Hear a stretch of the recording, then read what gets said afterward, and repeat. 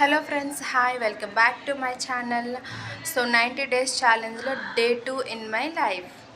పొద్దున్నే 6:30కి అయితే లేచాను. ఇంట్లో పని అంతా కంప్లీట్ చేసేసాను అండ్ నా డే 1 వ్లాగ్ అయితే అప్లోడ్ చేశాను. అండ్ ఇంకా లేచి ఇంట్లో పని అంతా కంప్లీట్ చేసుకొని నేనైతే క్లాస్కి అయితే బయలుదేరుతున్నానండి. సో ఈరోజు బీరకాయ శనగపప్పు కర్రీ అయితే చేశాను.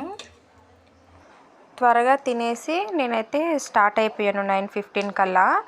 మాకు ఇక్కడ బస్సులు త్వరగా దొరకవు, టైం పట్టేస్తుంది. అండ్ నేను మా ఇన్స్టిట్యూట్కి వెళ్ళేసరికి నాకు 1 అవర్ టైం పడుతుంది అనమాట.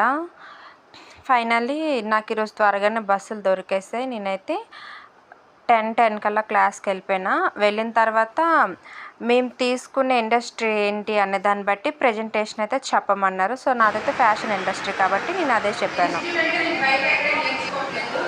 లైఫ్ హౌస్లో నేర్చుకుంటున్నాను. ఇది మన అందరికీ తెలిసిందే, 3 months కోర్స్ అనేది. సో ఈ 3 months కోర్సులో మనకి బేసిక్ కమ్యూనికేషన్ స్కిల్స్తో పాటు స్టిచ్చింగ్ నాలెడ్జ్ అనేది కూడా నేర్చుకుంటారు. ఇక్కడ మనం స్టిచ్చింగ్ ఒకటే నేర్చుకోండి. 3 months కోర్స్ కంప్లీట్ అయ్యి బయటకు వెళ్ళేసరికి మనపైన మనకు కాన్ఫిడెన్స్ అనేది వస్తుంది, మేము ఏదైనా చేయగలము అనేది. సో ఆ కాన్ఫిడెన్స్తో కూడా మనం బయటకు వెళ్ళి మనం నేర్చుకున్న వర్క్ ద్వారా మనం ఏదైనా చేయగలం. ప్రొఫెషనల్ స్కిల్ రిక్వైర్మెంట్స్ అంటే creativity, drawing, stitching, communication, fashion knowledge ఇవన్నీ మనకు ఉండాలి. నా షార్ట్ టర్మ్ గోల్ అంటే నేను present communication skills, stitching basic knowledge అనేవి నేర్చుకొని ఫ్యాషన్ డిజైన్ ఇండస్ట్రీ పైన ఒక ఐడియా అనేది గెయిన్ చేసుకోవడం నా షార్ట్ టర్మ్ గోల్ అనమాట. నా లాంగ్ టర్మ్ గోల్ ఏంటంటే నేను నా ఓన్గా ఒక బొటిక్ పెట్టి ఆఫ్లైన్ అండ్ ఆన్లైన్లో నేను నా బిజినెస్ని సక్సెస్ఫుల్ చేసుకొని ఫైనాన్షియల్ ఇండిపెండెంట్గా ఉండి నా ఫ్యామిలీకి సపోర్టివ్గా ఉండాలనేది నా long term goal. Current market trends అంటే సస్టైనబుల్ ఫ్యాషన్ అంటే పర్యావరణానికి ఎక్కువ హాని కలిగించకుండా ఫ్యాబ్రిక్ మళ్ళీ యూజ్ చేస్తుంది. ఇప్పుడు కాస్ట్లీ పట్టుచలు అనుకోండి, ఆ ఫ్యాబ్రిక్ మళ్ళీ యూజ్ చేస్తారు. అలాగే ఎక్కువ కెమికల్స్ వాడకుండా ఎక్కువ క్వాలిటీ డ్రెస్సెస్ డిజైన్ చేయడానికి సస్టైనబుల్ ఫ్యాషన్ అంటారు. So sustainable fashion, online shopping, AI fashion designing, social media trends అనేవి ప్రెజెంట్ ట్రెండింగ్లో ఉంది. సో ఇందులో పర్సనాలిటీ టైప్ ఎలా ఉండాలంటే ఆర్టిస్టిక్ అంటే క్రియేటివ్ థింకింగ్ ఉండాలి. ఫ్యాషన్ డిజైనింగ్ ఇండస్ట్రీ పైన మనకి ఒక ఇంట్రెస్ట్ అనేది ఉండాలి. తర్వాత సోషల్ అంటే మనం పీపుల్స్తో కమ్యూనికేషన్ బాగుండాలి. ఎవరితో అయినా మనం మంచిగా మాట్లాడాలన్నమాట. మనం వాళ్ళకి అందరితో కమ్యూనికేషన్ బాగుంటేనే కస్టమర్స్ మన దగ్గర కొంచెం ఎక్కువగా వస్తారు కూడా. తన దగ్గరికి వెళ్దాం, తన దగ్గర వర్క్ బాగుంటుంది, తన టాకింగ్ స్టైల్ బాగుంటుంది అన్నట్టు ఉంటుంది. ఎంటర్ప్రైజింగ్ అంటే మనం ఒక బొటిక్ని అంటే మన బొటిక్ బిజినెస్ని మనం సక్సెస్ఫుల్గా రన్ చేసుకోగలిగినంత నాలెడ్జ్ కూడా మనలో ఉండాలి. Life house success story of candidates అంటే నాకు పర్సనల్గా ఇక్కడ సక్సెస్ అయిన పేరు తెలియదు, కానీ లైఫ్ హౌస్లో మనం ఈ 3 months కోర్స్ నేర్చుకున్న తర్వాత ఎవరైనా సరే చేసి ఖాళీగా ఎందుకంటే ఇక్కడ నేర్చుకున్నప్పుడు మనం ఏదైనా చేయగలం. సో ఇక్కడ 3 months మనం నేర్చుకున్న తర్వాత ఎవరైనా సరే ఇంట్లో ఒక హోమ్ బొటిక్ అనేది స్టార్ట్ చేసి ఫైనాన్షియల్ ఇండిపెండెంట్గా ఉంటుంది. లైఫ్ హౌస్ అనేది చాలా మందికి ఫ్యాషన్ నాలెడ్జ్ని ఇవ్వడమే కాకుండా వాళ్ళంటే వాళ్ళు ఏదైనా చేయగలరు అనే కాన్ఫిడెన్స్ కూడా ఇస్తుంది. దానికైతే లైఫ్ హౌస్ ఎప్పుడు థ్యాంక్ఫుల్గా ఉండాలి. ఇంటర్వ్యూ 3 పీపుల్స్ అంటే ఈ ఇండస్ట్రీకి సంబంధించి ఎవరైనా ముగ్గురు ఇంటర్వ్యూ చేయాలి కదా. నా ఫ్రెండ్ టైలరే, నేను తనకు అడిగాను ఈ ఇండస్ట్రీలో మనకు బిగ్గెస్ట్ ఛాలెంజ్ ఏం చేస్తారని అడిగితే తనేమో చెప్పింది, ఎక్కువసేపు కూర్చొని మనం స్టిచ్చింగ్ చేస్తూ ఉంటాం కదా, దానివల్ల బ్యాక్ పెయిన్ అలా వస్తుందని తను చెప్పింది. బొటిక్ వాడాలంటే నేను స్పెషల్గా ఏ బొటిక్ వెళ్ళి బార్డర్స్ ఎవరిని అడగలేదు. కాకపోతే నేను ఎప్పుడు ఆన్లైన్లో చూస్తుంటాను ముద్ర స్టూడియోస్ అని.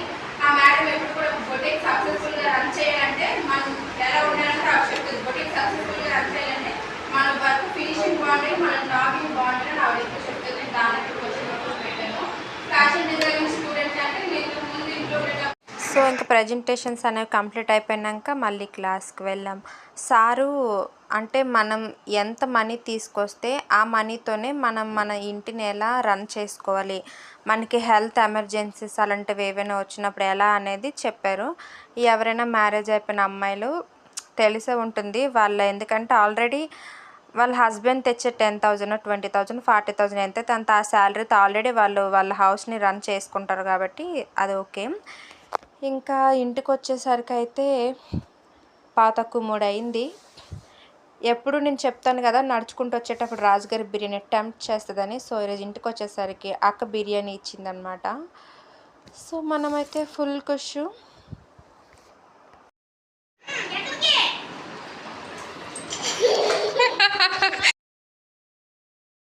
వచ్చిన వెంటనే చాలా చిరాగ్గా ఉందని కూలర్ వేసుకొని కూలర్ ఎదురుగా కూర్చొని మా అక్కగారు ఇచ్చిన బిర్యానీని అయితే లాగించేస్తున్నా.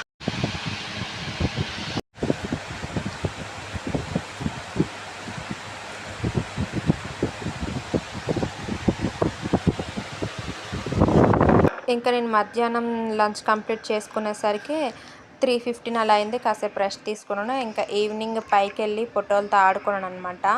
వీళ్ళు వచ్చేసి నా ఫ్రెండ్స్. అందులో ఈ బొడ్డది అయితే నా బెస్ట్ ఫ్రెండ్ అనమాట. ఈ బొడ్డది నాకు బోర్ కొట్టినా ఏమనిపించినా దీని దగ్గరికే పోతాను.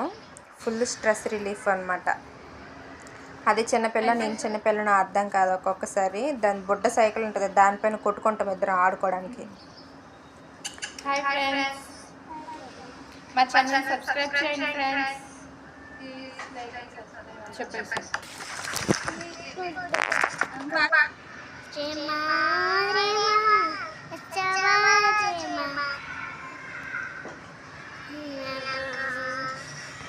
మా బుడ్డమ్మ ఇక్కడ ఏం పాట పాడిందో గెస్ట్ చేసి కింద కామెంట్ చేయండి. పెద్ద సింగర్ అసలు. ఫైనల్లీ ఈరోజు వ్లాగ్ అయితే కంప్లీట్ అయిపోయిందండి. ఐ హోప్ మీకు అందరికీ వీడియో నచ్చిందని అనుకుంటున్నాను. సో మీకు కనుక ఈ వీడియో నచ్చితే లైక్ చేయండి, షేర్ చేయండి, నా ఛానల్ని సబ్స్క్రైబ్ చేయండి ఫ్రెండ్స్. మీకు ఈ వీడియో ఎలా అనిపించిందో కింద కామెంట్ కూడా చేయండి ఫ్రెండ్స్. నన్ను కొంచెం ఎంకరేజ్ చేయండి.